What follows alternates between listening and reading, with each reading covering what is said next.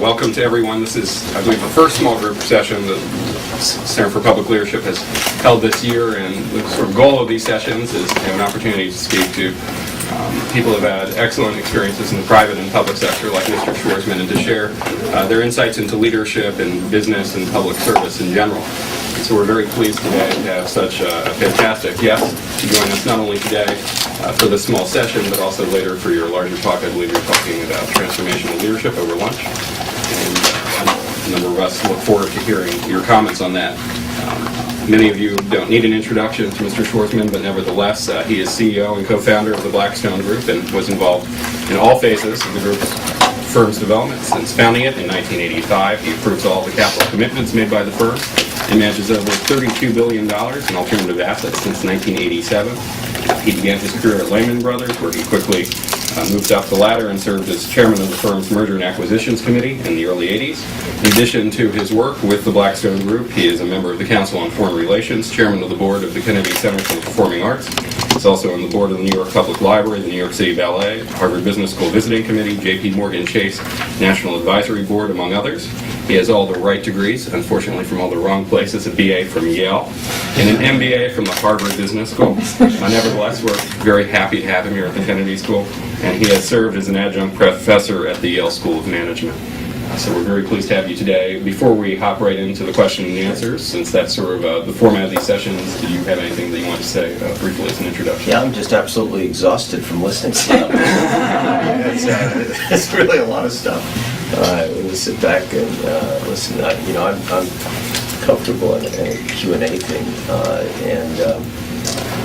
why don't we start out a little bit that way? I mean, this is about leadership, and for those of us in charge of things, and I've sort of been in charge of stuff my whole life, from being like a little kid. I don't know why I wanted to be the head of student council, but it seemed like it would be fun because you could do stuff.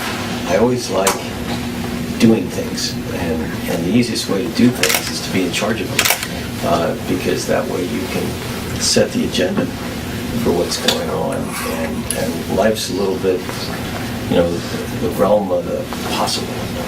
And I enjoy, among other things, sort of looking at a situation and saying, how can we make this better? What can we do with it? What's the maximum potential that we can get out of this? And that involves sort of assessing what the organization's mission is. And sort of looking at your people, seeing what they like to do and what their capabilities are. Seeing what's missing that you might have to supplement them, and then coming up with a vision for things. What I've found in life is that the hardest thing to do isn't to get things done. You can get things done with enormous energy. It's really helpful to not sleep. It's helpful to be desperate to achieve your objectives. But the most important thing, and where you really have to spend a lot of time working on, is what's the vision of what you're trying to achieve? Is it unique? Does it appeal to people? Who's going to buy into that? And if you spend a lot of time making sure that's right, people get confused with the success that is the actual doing of the things. When they see things actually happening, I actually get relatively much less interested in the actual things that are happening than sort of inventing the fact that they're going to happen. And then when people play their parts out in that drama, that's what is sort of viewed in the conventional world as reality. At that point, I'm not so interested in it. I'm off to my next thing. And so, there's the technical aspect, I guess, this is leadership. Right? Of how do you get people to buy in? I look at that as sort of a technique that is necessary to get to an end point. but you have to have a vision that you're, in effect, that you're selling, marketing, convincing. Use whatever word you want. We got an extra seat here, so you can join. You get the advantage of being late, so you get my first question to you, right? So it's the penalty for lateness. So that, to me, is something that I've always spent enormous amount of time. And once you have the right vision, right mission statement, you can do like really amazing things if you're good at, if you're highly persuasive. Then all of a sudden, it really works. But imagine just selling some tired old message. I mean, that's really tiresome for people listening to it. So you have to come up with something that excites people, solves a problem, does something that's really important. And then, once you do that, it's really much easier to do the other pieces. So you have to almost reinvent whatever you get involved with, and give people something to be shooting for. That is it's a vision typically that extends the realm of the possible, and you have to believe it, because if you don't believe it, nobody's going to believe it, right? And the only reason you believe it isn't because you're an ideologue. It's because it's a rational vision. You've thought it through. You know that can be done. It just hasn't been done before. Okay, that's all right. Who cares? It's the fact that it can be, but you got to be right, because you're selling a lot of people that concept, and if you're wrong, it'll all collapse because nobody buys in. So anyhow, that's just sort of some opening BS, so you asked me to open. There it is. It's open. I appreciate that. I think that's a sort of a great setup for our first sort of opening question in these sessions. We discuss the importance of having a vision and implementing it, and if you're successful, then you can move on to the next step. But if it's perhaps not such a well thought out vision, then you can have it totally collapse on you. And so I was wondering if you would share with us two examples, one where you successfully sort of implemented a vision and things went very well, and one perhaps maybe where the vision didn't work out as well as you wanted, and why you think things did not work out as you had hoped. Geez, there's so many good ones. So I'll do them real fast, okay? Because the easy ones, I remember when I was in high school, it's closer to your age than my age is to you now, that, I wanted to have some fun and get my high school galvanized, so I decided it would be really great to have like a famous rock and roll star come, and so I set about trying to figure out, okay, how can I pay for this thing, and who could we get, and what kind of format, and then I started just like making phone calls, and because I had a vision that I wanted everybody in the high school coming to one thing to unify the place, get everybody excited, so then we could like hang other stuff, on it once you got everybody mobilized. And so I got Little Anthony and the Imperials, who you won't even remember. And there was a group, and people suggested other people who actually wouldn't have gotten everybody to fill the seats. And I liked the one that, they'd fill the seats. That's all I knew. People would get excited about it. And so we brought them all in, and that started, my little student government thing. And people said, oh boy, that's really hot. Let's get more involved with student government, whatever it was. And, that's just like a little one. But, of course, I still remember it because I happened to be at my high school because I just gave them the football stadium. So I was there, and there was, like my name up on something, and they wanted to walk me into the gym. I said, geez, I remember that gym. We did Little Anthony and the Imperials there. So, that's like a, sort of a little thing. Starting a firm, geez, that's like a big deal. Sure. Particularly if it's your life, as opposed to just a rock concert. And, you have a vision of what you wanted to do.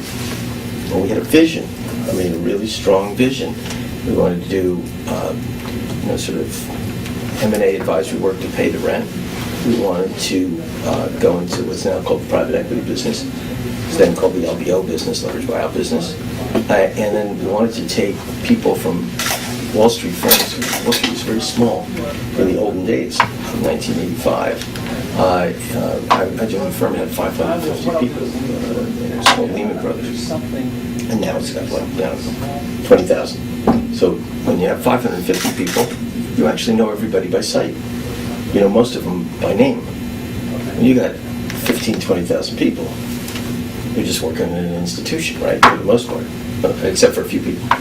So we thought that people who grew up in that era of 500 people would not be happy as these firms grow. So the third piece of what we wanted to do as a business was to basically have a human scale place where people would come and sort of go into business with them, give them our name, have the infrastructure so they wouldn't be alone, have the support, but give them a big ownership of their company they couldn't get at the big place, and then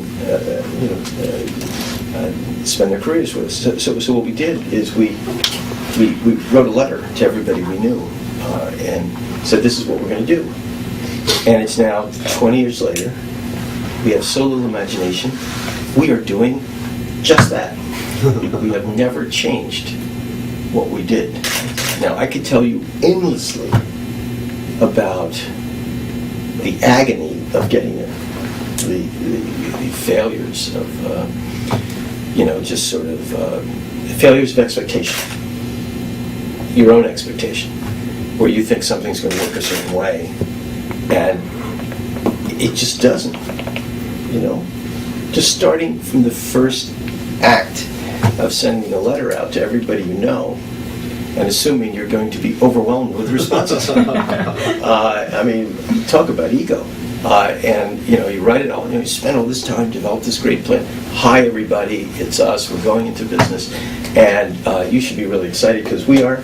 And here's our number, please call, give us business. We want to be just as successful as you were. After the first day or two, you walk in. First of all, you're walking into like this greatly diminished place. It's like, you're used to like a giant place where you're an important person. You go in, it's just you and one other person. And phone, you had to hook it up yourself. You leave that aside, it doesn't ring. It has a ringing device, but no one's calling. No one is calling. And you sit there. Sorry, this is being recorded in a way, but you say, what did I do here? How did I get in this movie? I put myself in this movie. What was I thinking? And you just sit there and you go, oh my God, this is so desperate. How do I get out of this? How do I make this work? How do I make this happen? And it is not easy, okay? It is not easy. And, the number of mistakes that anybody makes, I don't care who you are, in the finance business, I used to think, well, forget finance. I used to think that if you were smart, you could get everything correct. And I still believe that. But reality is that that's not true. If you make a lot of decisions, a lot, and I happen to make a lot, or people around me make them, and then if they work well, it's a good thing. And if they don't work well, then it's my decision, which is also how these things work. But it's really hard when you recognize that it's like any portfolio that gets managed. You make a lot of decisions, you buy a lot of things, right? Everyone you buy, you do the analysis of, and they're all supposed to be good, or else you wouldn't buy them. Then you look at it, and some things, go up like 100%, and some things go up 50%. Some things, most of them sort of, they're sort of like around 10%, and then you get these clunkers that they lose money. And you are the same person doing the analysis. And you believe in them all, or else you wouldn't have done it. Then you look at the outcomes of life. So things that don't work, they happen. And sort of psychologically dealing with that, and how you plan for it. And there's a whole thing that you probably aren't as familiar with called risk management. Because well-meaning people like all of us use our brains, and then you find out you can make an incredible boo-boo. And if you concentrate all your time in it, or you disproportionately, allocate your resources to that, and that happens to be the one statistical boo-boo, you could like wipe yourself out. And so you have to divide. This is just a little mini finance lesson. You have to divide things. But in terms of sort of mistakes, I mean, my God, they're like, I can do mistakes for a long time. I mean, we bought control of this. I guess it was the second largest cell phone company in Argentina in the 1990s. It was good price, it was cheap. Argentina was linked to the dollar. Everybody thought that was the most wonderful thing that could ever happen. The company was growing very well, and 2 months later, the country collapsed. Everybody who'd invested there basically went bankrupt. We lost every dollar, and you sort of went, what did I miss here? What did I miss? I mean, that just happened to be like a money loss. That's bad. It was bad. We've had some other ones. Occasionally we have way more successes, obviously, or else you wouldn't have me here. But you're asking about failures. I think much, much, much more about failures than I ever do about successful things. I can tell you every failure we've ever had. Commercially on things, because I believe that you learn you learn from your failures. You learn what a bozo you are, and you learn what did I miss. And so what I also find is that most people are uncomfortable with looking at their failures. I don't know why that is, but they get like defensive about it. And every time we fail, I go, okay, what are we supposed to be learning here? What did we miss? Who missed it? Why did they miss it? Why did I miss it? Why did our system miss it? Was it inevitable? I mean, Argentina, frankly, was one of those. It's a bad example where so many people missed it, and it was viewed as an economic miracle, and Menem was supposed to be great, and I mean, all the analysis, nobody thought that was going. It just didn't. But there are other ones where you look back, and the objective is always to get better from your failures, and that's why in Japan, like being an older person is like a good thing, because you're supposed to have actually learned from life. Learn from your mistakes. The successes, you don't learn that much from, because your instincts are working right. You know the right place to go. You've done it. You'll continue doing it. But it's when reality tells you that you're really you've laid an enormous egg. You just don't want to do that twice. And so, we've had enormous successes on most of the businesses that we've started. It's just the business side of my life. Enormous, and all of them are very logical. I thought we had only one thing that didn't work well, where we started a business with a fella who was extremely opinionated, and he said when we went into business with him, he said, "Look, I want to have complete control of what I do. You can give me advice, but ultimately, I decide. And if you don't like my results, you should fire me." I sort of thought that was a little odd, but I was a young guy, so this guy had some success. He'd had some failure. I didn't know enough to even do the right assessment because I was pretty young then, and we saw in his area things going wrong, and we'd sit down once a week and say, I think we shouldn't be doing this. And I could give you the exact situation, but it wouldn't be interesting for me to talk about it because I still think about it incessantly. And some of it weren't just opinions. We knew things, and this guy would say, "Yeah, it's really interesting, but I don't see it that way." I said, "Well, how can you not see it that way?" And it's like, it's the way it is. He said, "Well, no, that's just what guys like you think. That's when the truly bold get going, when all of you weenies, decide that things don't work. I said, well, they don't work because the Federal Reserve is restricting credit to the area that you're going to be investing in. So when the Federal Reserve is telling you the game's over, they're the dealer in the house, it's over. Well, that's just a short-term thing, and guy just lost a bunch of money for us. And I remember one day, I was, it's about failure, I was in Ritz-Carlton in Naples, and it's before the age of cell phones, and they had these big clunky ones, not these little razors. And I was in my hotel room between meetings, and you sort of can drag the phone out close to a balcony so I could get a little suntan. And, prove to my wife I actually had gone someplace, right? And so I'm out there, the sun's coming down. It was a horseshoe, sort of the sea. And, the sun was barely touching my balcony. So I'm out there, the phone can't reach. And this guy's telling me how we just lost, we had a good day today. And I said, how's that? He said, well, we only lost X million dollars. I said, well, why was that a good day? He said, well, I did some great trading, and we would have lost double that. And this is after a series of other losses.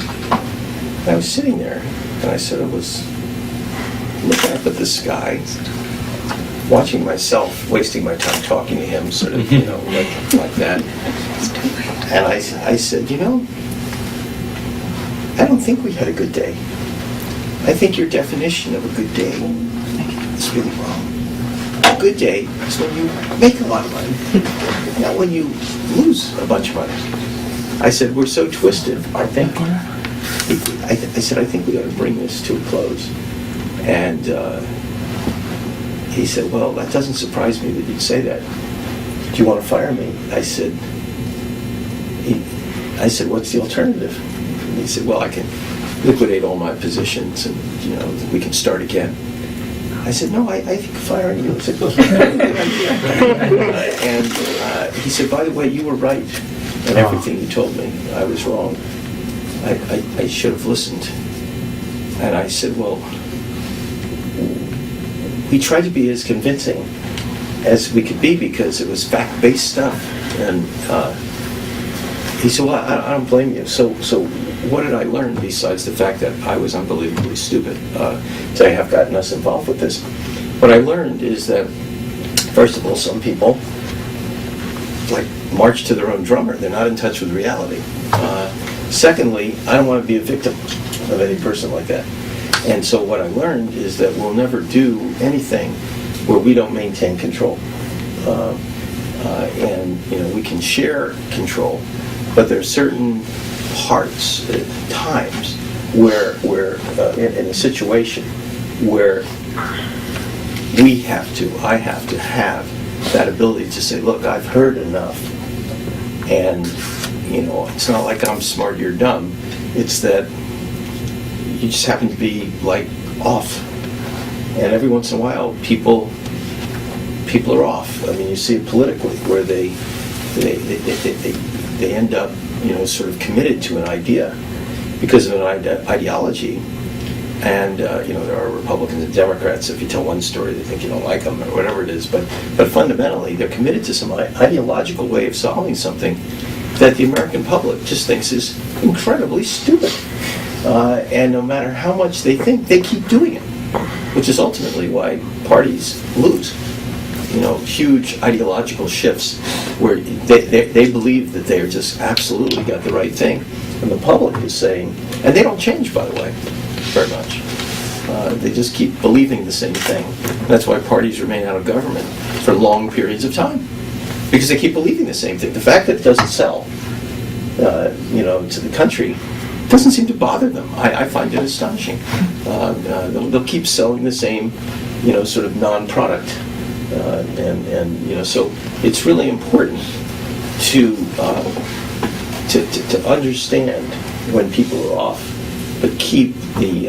It's a longer answer than you wanted. No. I'm talking too much, but I'm supposed to be here to talk, but maybe I don't want to talk too much, right? I just had a quick question, Steve. Yeah. When you look at your leadership successes and failures over the years, Yeah. and looking back on them now, Yeah. would you say you had your initial gut instinct is right the majority of the time, and when you haven't listened to it? Yeah, I played a game when I was younger. I basically, on your scale of whatever, analytic, rational to intuitive, I'm the intuitive person. But I do all the rational other stuff. But I know what the answer is. And I don't bias the rational stuff to get to the answer. But what I used to do when I was younger is I used to use my instinct all the time and wait once or twice a year only and use my analytic, rational part of my brain on an uncertain thing. And I always got it wrong. And I finally stopped because I realized that I sort of knew the answer. Yeah. And even though it might not be what somebody else would do, whenever I'd stray from what my instinct said, I'd pretty much get blown up. Now the problem for me with academia is designed for rational people, right? And that doesn't mean if you have an instinct that you're not rational. I've thought a lot about this. A good summa cum laude person is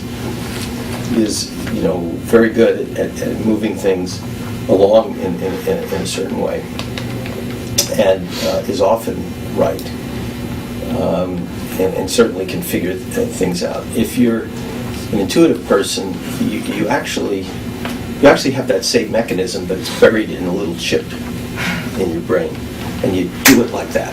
In other words, you run through that same sequence, but sometimes it's so fast you don't even know it's going on. When you hear the logic of the very logical people like that, you go, oh yeah, that's right. That's sort of boring. I know that. That's the way that should work, right? Of course, right?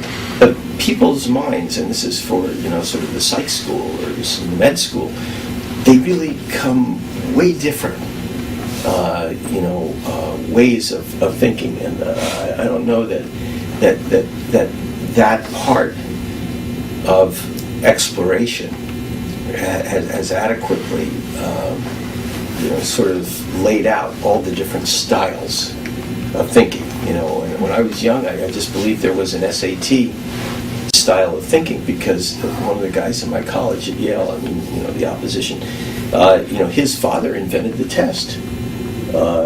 And he was a Harvard professor, and it was during World War II, and whatever it was called, the Princeton Educational Service, because he left Harvard and went to Princeton. And the only mistake he made in life is he did it as a not-for-profit. Every person in America has taken this wretched test, at a high school, and guy gave it away. And he was testing basically for people who thought like him. That's what I figured out, right? Definition of a smart guy was somebody who thought like him. Psych school graduate at Harvard, right? So that's what we all took. That kind of intelligence. There are many other kinds of ways of thinking that people use, because only so many people sort of get 800, right? I mean, we actually have people like that who work for us. I could never get hired where I am. There's so few in the country that it's obviously an odd thing, right? That's not how everybody thinks. So, I think that you have to try this stuff out if you're a younger person. You have to figure out what's your dominant mode of making decisions, and does it work? Okay? If it works, keep playing it. Hard to change it. But if it doesn't work, find another way. But keep playing the same card over and over again, and go to your strength in terms of style of decision making and thinking. And the more you do it, and always keep monitoring yourself. Don't assume that just because you're doing it your way that it's working every time. You have to be conscious that whenever you're making a decision, is it right, is it wrong, did you miss something, what do you incorporate, how do you change the way you think, and then keep grafting. It's almost like genetic engineering. You put a little another gene piece in there, modify your sequence, and then keep playing that out. And because life's a lot about improving over time. It does not stop when you move out of these very tastefully done physical settings here at Harvard. Learning is a lifetime thing. And if you're running something or you're in a leadership position, you always have to be thinking, what can we do better? What could I do better? What am I missing? What should we be changing? It never stays the same. It is not a boring process life. Okay? It is not boring. It is fun. It is interesting. And you always have to be evaluating all the things going on around you, and doing something with that. So it's a very dynamic model, life. It's not a here's what I do, and I'm just putting one foot from the other. You'll find that stultifyingly boring. Yes? Hi, thanks for coming in today. I'm a joint degree student here at the Kennedy School and at the business school. I worked in the private sector at Goldman for a few years prior to coming here. You were at Cambridge? I'm sorry? Were you at Cambridge? Associates? I was at Goldman in the PIA group. But I guess my question... Our competitions? My question lurking in the woods here. Full disclosure. Right, exactly. My question for you is, I think a lot of us struggle with this here, both at the school and the business school, in terms of thinking about how we map out our career, and obviously there's a lot you can't plan, but there really isn't a roadmap, I think, for people who are interested in both the public sector and the private sector. And I know that something you've done well in your career is being able to incorporate your interests in the public good into your career in the private sector. So I was wondering if you could just offer a few words about how you think about integrating those two things, and certainly it's a personal choice, but I think it's a tough struggle for all of us. Well, a lot of different ways to do that.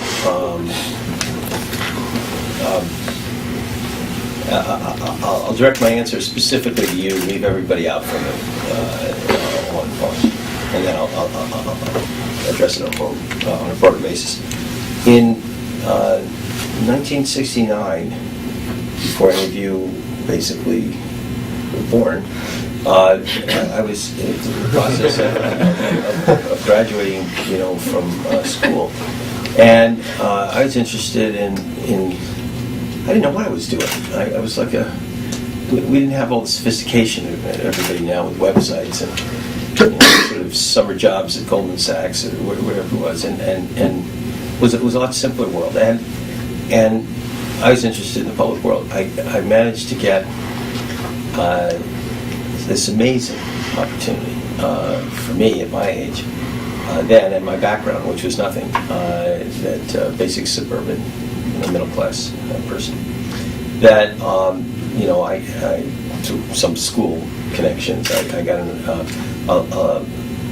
invited to lunch by a guy named Averill Harriman, who at that point was he was handling the Vietnam peace negotiations with Cyrus Vance, and he invited me for lunch at his townhouse, and I'd never been to a place like that. I'd never owned a suit. I had to go out and buy a suit. And never been in a place where there were paintings. I'd never met a wealthy person. So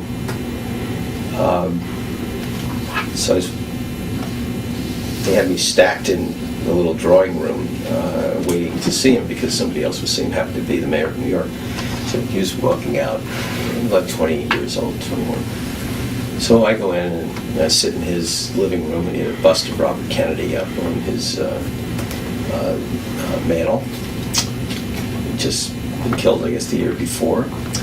And I sat in the chair on the left, he sat in the chair on the right, because he was hard of hearing in his left ear. So he said, would you mind sitting over there? I can't hear. I don't have their ear. So I sat down, and he said, do you mind if we have lunch? So he said, I mind anything. I was just like sort of controlled, overwhelmed. So I sat down, and the little man in the white coat comes and brings you your tray with the food. So he said, well, young man, he said, I got your letter. I understand that you're interested in the public world. He said, would you mind if I asked you a question? Go for it. He said, are you independently wealthy? I said, no, I'm not. And he said, well, that will make a great difference in your life. And if my father wasn't E.H. Harriman, the founder of the Union Pacific Railroad, you wouldn't be sitting here talking to me. Because I was born a very wealthy person. And what I'd recommend to you is that you go out and become wealthy and then do good. Because it's really hard to do good if you don't have enough money to eat and to live and have a decent life. And now I'll tell you the story of my life. And the guy spent 2.5 hours just telling me about his life, which is the most incredible experience, because he was, he had like a great life. I mean, as he said, I was an officer of the Union Pacific Railroad when I graduated from college. That was like a big deal. He said, of course, my father owned it. He said, they sent me to Russia because they couldn't figure out where to get rid of me. And he said, Russia was capitalist when they sent me. And they had all kinds of 1920, 21. And hard to imagine historically. And he said all of my father's rich friends were all opening factories and doing business in Russia. He said it was a boom period. And he said, I met all these people. He said, Lenin, Stalin, all these guys running around. He said, I realized that these people, they weren't like us. They were going to take everything away. They were going to nationalize us, basically, expropriate us. He said, I wrote my father a letter saying we should sell everything, we should get out. He said, but who was I? He said, I just like girls, He said, I just was having a good time. And nobody took me seriously. And he said, every one of my father's rich friends, including my father, lost every dollar. They took everything from us. And from that, then he ended up he came back to the States, had nothing to do, no qualifications except he loved skiing. He was a great playboy. So they put him on the railroad, and he was going around the railroad and spent a lot of time skiing in Switzerland, and he went around some bend, and he told me, he said, geez, I saw this mountain. He said, it sort of looked like Switzerland. So I told him to stop the train, and maybe we ought to do that. That's become Sun Valley. He said, so we built that in the hopes that somebody else would go out there. Anyhow, the guy had this great life. Then World War II happened, and he said, geez, I was like the only guy who knew all these Russian guys. He said, Stalin. I spent a bunch of time with Stalin. So he said, he sent me over as ambassador. And he said, so that's where I spent my World War II, because I knew those guys. And then after that, he said, I knew a bunch of stuff. So he went to the State Department, and he ran for governor of New York. He was governor of New York. And he lost because he said, actually, I'm not a good campaigner. I'm not even that likable. And so he said, I'm no longer governor. But now he was doing these special projects for President Kennedy and then for Lyndon Johnson afterwards. Anyhow, so that was if I had more time, I'd speak more. But that was sort of his diversion of, that's his life. And the reason I was answering that for you is because people who are sort of financially oriented, his advice to me, which I actually ended up following, of course, was become affluent first, and then you have the opportunity through the people you meet, your own financial resources, the whole network that gets set up to be able to do things, and you don't have to wait until you're there. if you're a Harvard Business School model person. I'm very comfortable dealing with that because I went there and I understand that. It's really fun. In the first X years of your career, you can almost do nothing because it's so overwhelming that your desires to succeed are relatively so desperate that you block out most other things. But you surface, after like 10 years, and you realize you're not going to go below the waves. You actually know what you're doing, and in fact, after 10 years in your career, you think you know way more than you actually know. I was never smarter than I was when I was about 32 or 33 years old. I mean, never ever. You just couldn't be smarter than I was at 32 or 33. And if you fast forward another 20, 25 years, I'm not really as smart as I was then. That's for sure. Is that your phone or my phone? One sec. You can stop that for a second if you want to see what. But being involved in for-profit things and other things in your community, if you're like a business model person, you should be do business stuff and do other stuff, whether it's political involvement, whether it's other types of not-for-profit, and not doing that as a model for doing things, just being off the air. I mean, nobody does that. I mean, you should be involved in charitable things, political things. It makes you a better person, not in a moral sense, but certainly in terms of each to its own. But it's growing. It's a different group of people that you meet, different things that you're doing for other people, who can't help themselves as well, a different kind of commitment. And that's part of the fullness of life. You should do that. It's rewarding. It's altogether a good thing. And if you've got the talent, you should be able to use that. And there are all kinds of mechanisms, certainly for business people, to get involved to help people who aren't, as successful, who need things done, who, help start things or supervise things, or, from being passive, like being on a board of something, which is pretty passive, to take a more active role. And, you just have to weave it into your life. So that's like my business answer. From April Harriman to me of how to deal with that. In terms of people who choose not to do that, I don't have as much experience. Starting out, off of a shaky financial base. When I started my life, it was off a totally shaky financial base. I frankly found that threatening and not where I wanted to be, for whatever the series of oddball reasons about me. I didn't want to be, without, sort of financial strength when I got older. I didn't want to. But that's one of those non-analytic things. It's like emotional. What do you want? When you get older, what do you want to feel like when you're doing things? How do you feel secure? How do you, all those things. They're very personal, those things. So it's a harder road if you're just doing public stuff and you don't have a good financial backing. I think it's much more challenging, much more at personal risk, much more much more difficult. And so I have a lot of respect and sympathy for that, but it wasn't the path certainly that I chose. We have about 10 more minutes left, so if we can just keep the questions a little short and try and go through a few more, starting with Parag. Again, thank you for coming. I actually had a question relevant, not to disregard the advice you just gave, but I'm trying to build a social enterprise right now, and I think what experience is extremely relevant is, you're managing Lehman at the age of 31.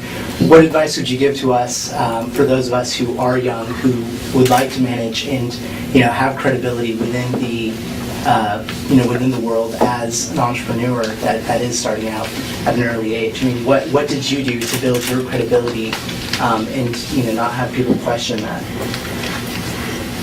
Jeez. Being an entrepreneur is really, really hard. It is hard. And because ultimately you're abandoned. It's really just you at the end. Forget who starts. When it starts not working, it's just you. And so what you need, if you want to be in that mode, and most people only do entrepreneurial things, truly entrepreneurial, once, because it's so horrible that you tend not to do it twice. When I say entrepreneurial, I mean you're completely naked, okay? You have almost no resources. You're trying to get a phone. You're trying to get something happening. The world is conspiring against you. Even, it may start out, differently, but very soon, all of a sudden, it's just you trying to make things happen. The first thing I would say is that you need enormous emotional stability, because and you need resources you never thought you had. Because when you're looking at failure, if you're at Harvard, by definition, you've been successful doing something someplace. Maybe not as much as people think, but you got to be reasonably successful to be here, right? And so you're not used to a life of failure, and a diet of failure, which is what being an entrepreneur mostly is in the early stages, is very difficult to cope with. It is really hard, because you start going, but this isn't me. Then you say, no, this is me. I'm failing. And I designed this myself. And I'm like drowning here. And, can somebody please throw me, like one of those tanks, so I could be like Mike Nelson and Sea Hunt, sharing your breathing device, as somebody's bringing you up from the bottom of the ocean. And you have to be really a strong person. You're a man, you're a woman, it doesn't matter. There's an emotional toughness that you have to have within yourself. Sometimes you don't know you have it, but if you don't have it, you'll snap. Okay, you'll be finished. Your organization will be finished, and you have to be a great scrapper. You have to go here, go there, find anything, try anything, and if you don't have that kind of basic temperament, just being a nice, orderly, well-meaning person.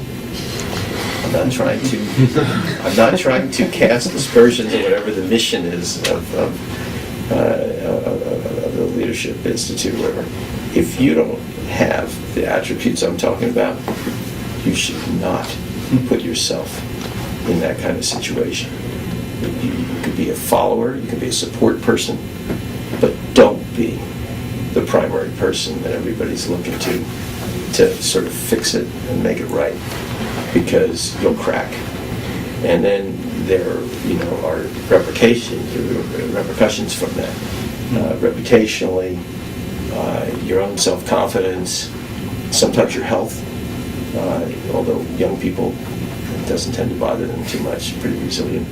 But you've got to be really careful when you start diving into that pool. So you got to make sure there's water there, okay? And don't waste your time diving if you have no skills, right? It's like being in the Olympics. You can't even do a jackknife. How silly! Why would you do it? So you got to really know yourself before you put yourself at that kind of risk. It's real risky.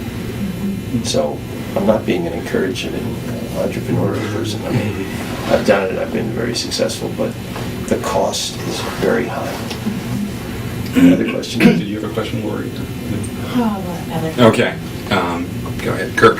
Yes. Thanks for coming in. I'm a student at the Kennedy School. And if you could go back to how you were talking about leadership earlier, and it sounds as though the two biggest components that you would highlight, and correct me if this is wrong, are creating a vision, and that vision being the right vision. Right. And the key, of course, is that it's right. Right. And then on the other hand, betting on the right people. So you talked a little bit about intuition and just sort of having the right answer based on your experiences, based on how your mind works. But what would you say more broadly beyond that with regard to preparing to be able to come up with the right answer the right answer most of the time, because ultimately that's success, right, in leadership. Being right most of the time, it sounds like, from what you're discussing earlier. I don't know how to answer that. You want to stay in a field where you're comfortable, where you sort of know what's going on. I don't think it's easy to do this just like across the board. At a certain point, in a leadership position, there are certain things that are repetitive. Sort of coming up with something that's good for that organization, having that, testing it on some people. As you get older, you don't have to test it so much. You sort of intuitively know if you're that kind of person.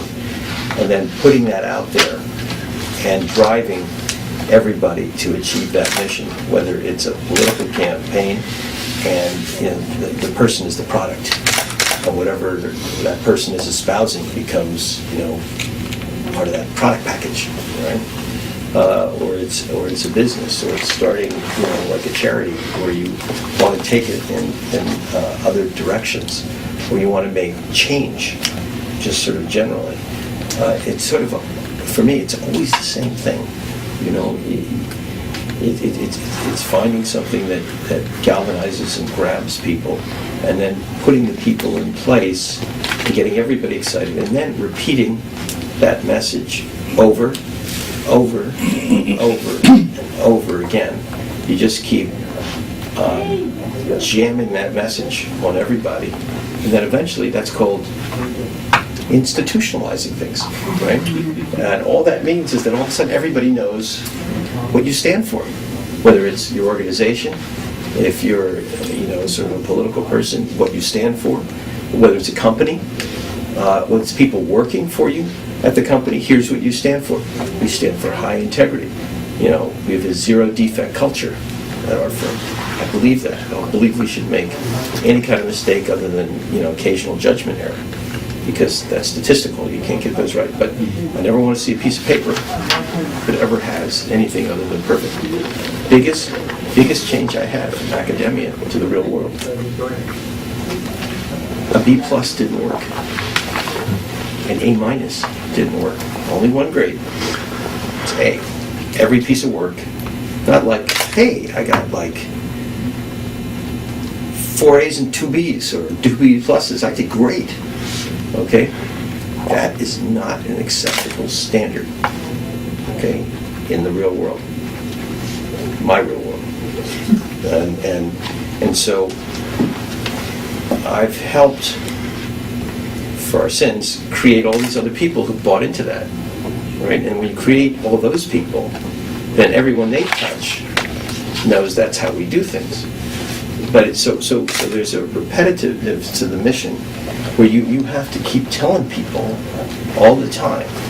That's why we've never had a problem with ethics or anything like that. I mean, that is the number one thing that I do. Every employee that we get, I give them a whole ethics thing. You can see I can be a little talky, but I don't screw around with this stuff. I mean, I am really tough on that stuff, because I had a guy sitting next to me when I was a young guy. He was stealing my deals and giving them to a guy named Ivan Boski, and they all went to jail. This is like, can you imagine? You're in this seminar together. Let's make pretend you always take the same seats. It's a real seminar. It's not just some guest like me. And you do that, not just every week, but you got like 5 classes a week, just this little group.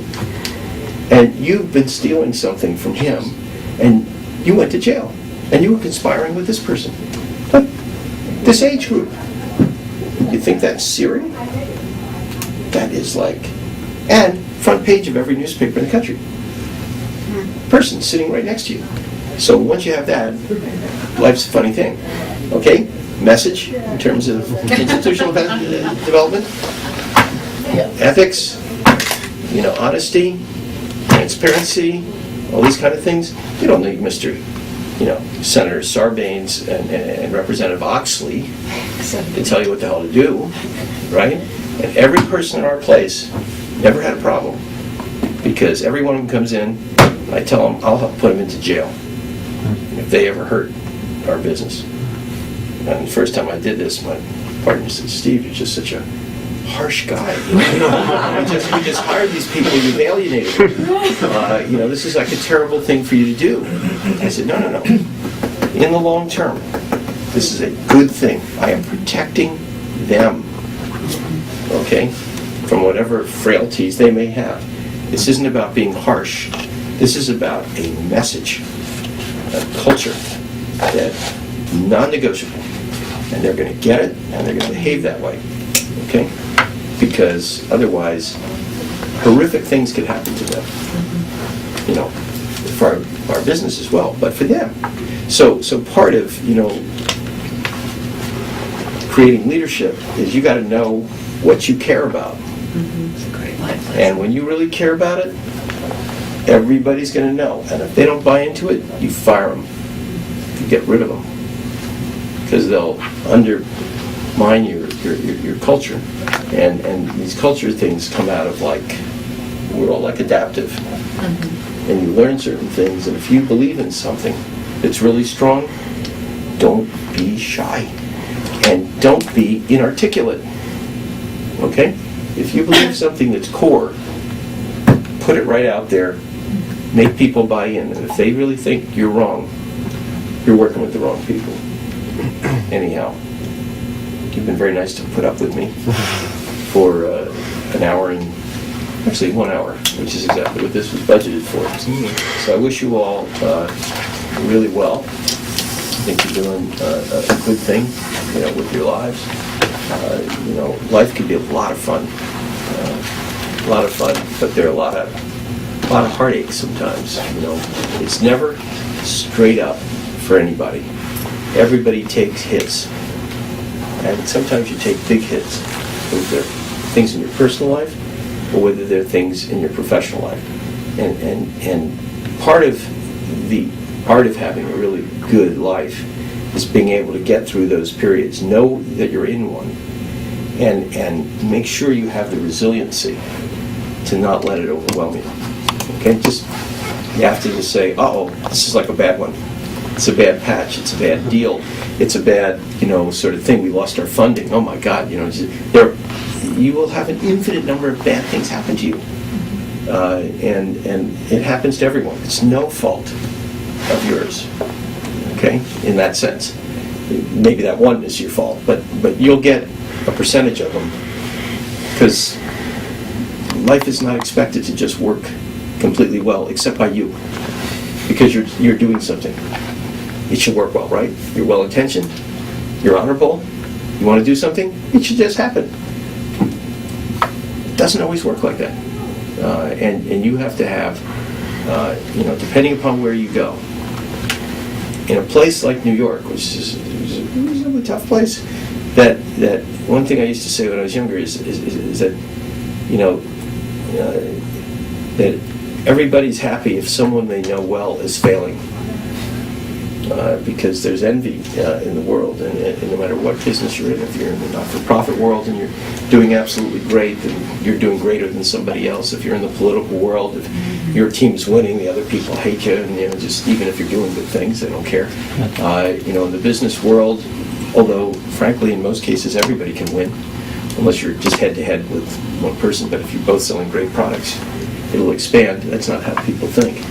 So always be alert to sort of people doing things that could hurt you and lead to your defeat just for reasons of envy, which is like a weird thing. I never imagined, actually, when I was younger, that was a factor in life, because I'm not that way. But most people actually are. So don't always assume, sort of lovely behavior by others, just because you're well-intentioned and are on the right track.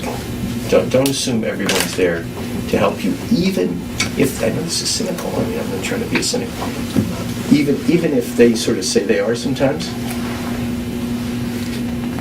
If it's working too well, they get a little less happy sometimes. So it's a very complex and textured world that you will eventually go into. But it's fun. At the end of the day, you have to throw yourself into it and enjoy it. So, it's more than me than you need. Thank you for coming.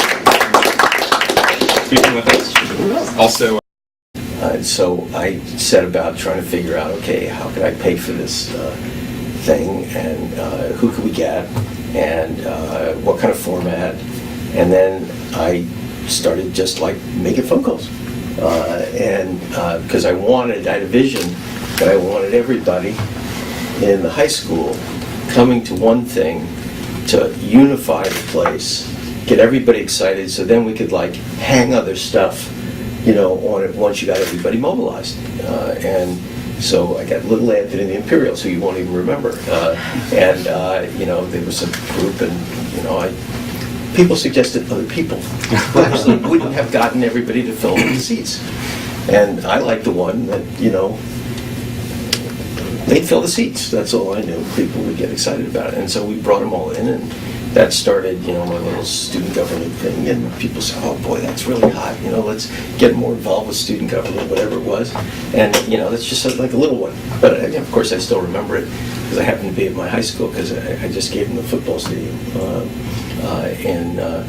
So I was there, and there was, my name up on something, and they walked me into the gym. I said, geez, I remember that gym. We did Little Anthony and the Imperials there. So, that's like a, sort of a little thing. Starting a firm, geez, that's like a big deal. Sure. Particularly if it's your life, as opposed to just a rock concert. And, you have a vision of what you wanted to do. Well, we had a vision, a really strong vision. We wanted to do, sort of M&A advisory work to pay the rent. We wanted to go into what's now called the private equity business. It's then called the LBO business, leveraged buyout business. And then we wanted to take people from Wall Street firms. Wall Street was very small in the olden days, 1985, other pieces. So you have to almost reinvent whatever you get involved with and give people something to be shooting for. That is it's a vision typically that extends the realm of the possible, and you have to believe it, because if you don't believe it, nobody's going to believe it, right? And the only reason you believe it isn't because you're an ideologue. It's because it's a rational vision. You've thought it through. You know that can be done. It just hasn't been done before. Okay, that's all right. Who cares? It's the fact that it can be, but you got to be right, because you're selling a lot of people that concept, and if you're wrong, it'll all collapse because nobody buys in. So anyhow, that's just sort of some opening BS, so you asked me to open. There it is. It's open. I appreciate that. I think that's a sort of a great setup for our first sort of opening question in these sessions. We discuss the importance of having a vision and implementing it, and if you're successful, then you can move on to the next step. But if it's perhaps not such a well thought out vision, then you can have it totally collapse on you. And so I was wondering if you would share with us two examples. One where you successfully sort of implemented a vision and things went very well, and one perhaps maybe where the vision didn't work out as well as you wanted, and why you think things did not work out as you had hoped. Geez, there's so many good ones. So I'll do them real fast, okay? Because the easy ones, I remember when I was in high school, it's closer to your age than my age is to you now, that, I wanted to have some fun and get my high school galvanized, so I decided it would be really great to have like a famous rock and roll star come and welcome to everyone. This is, I believe, the first small group session that Center for Public Leadership has held this year, and the sort of goal of these sessions is to have an opportunity to speak to people who have had excellent experiences in the private and public sector, like Mr. Schwarzman, and to share their insights into leadership and business and public service in general. So we're very pleased today to have such a fantastic guest to join us, not only today for this small session, but also later for your larger talk. I believe you're talking about transformational leadership over lunch. And a number of us look forward to hearing your comments on that. Many of you don't need an introduction to Mr. Schwarzman, but nevertheless, he is CEO and co-founder of the Blackstone Group and was involved in all phases of the group's firm's development since founding it in 1985. He approves all the capital commitments made by the firm and manages over $32 billion in alternative assets since 1987. He began his career at Lehman Brothers, where he quickly Moved up the ladder and served as chairman of the firm's Merger and Acquisitions Committee in the early 80s. In addition to his work with the Blackstone Group, he is a member of the Council on Foreign Relations, chairman of the board of the Kennedy Center for the Performing Arts. He's also on the board of the New York Public Library, the New York City Ballet, Harvard Business School Visiting Committee, J.P. Morgan Chase National Advisory Board, among others.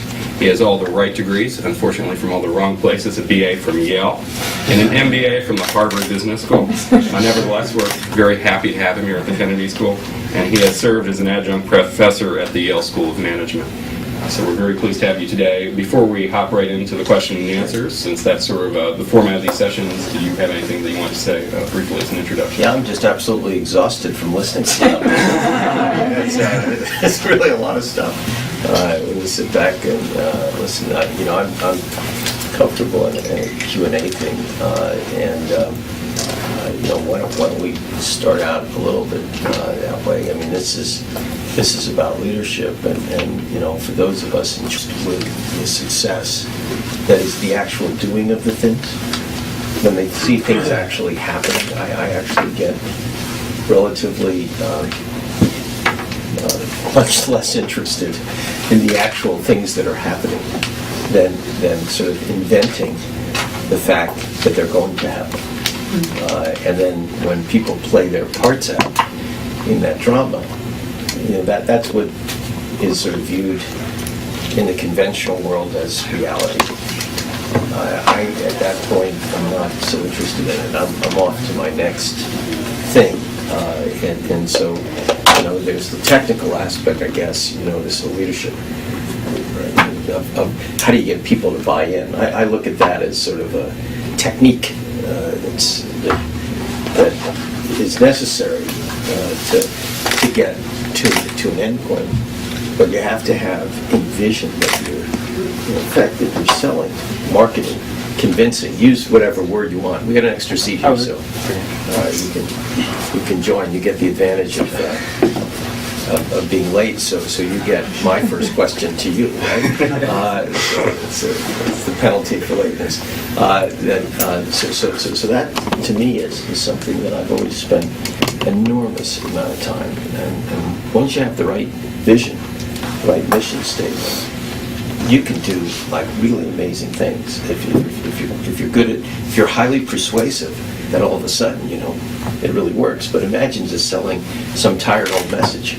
I mean, that's really tiresome for people listening to it. So you have to come up with something that excites people, solves a problem, does something that's really important.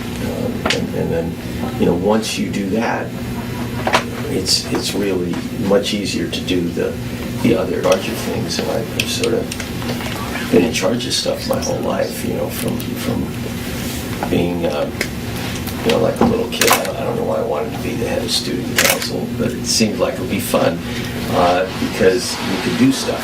I always like doing things, and the easiest way to do things is to be in charge of them, because that way you can set the agenda for what's going on, and life's a little bit, the realm of the possible. And I enjoy, among other things, sort of looking at a situation and saying, how can we make this better? What can we do with it? What's the maximum potential that we can get out of this? And that involves sort of assessing what the organization's mission is. It's sort of looking at your people, seeing what they like to do and what their capabilities are. Seeing what's missing that you might have to supplement them, and then coming up with a vision for things. What I've found in life is that the hardest thing to do isn't to get things done. You can get things done with enormous energy. It's really helpful to not sleep. It's helpful to be desperate to achieve your objectives. But the most important thing, and where you really have to spend a lot of time working on, is what's the vision of what you're trying to achieve? Is it unique? Does it appeal to people? Who's going to buy into that? And if you spend a lot of time making sure that's right, people get confused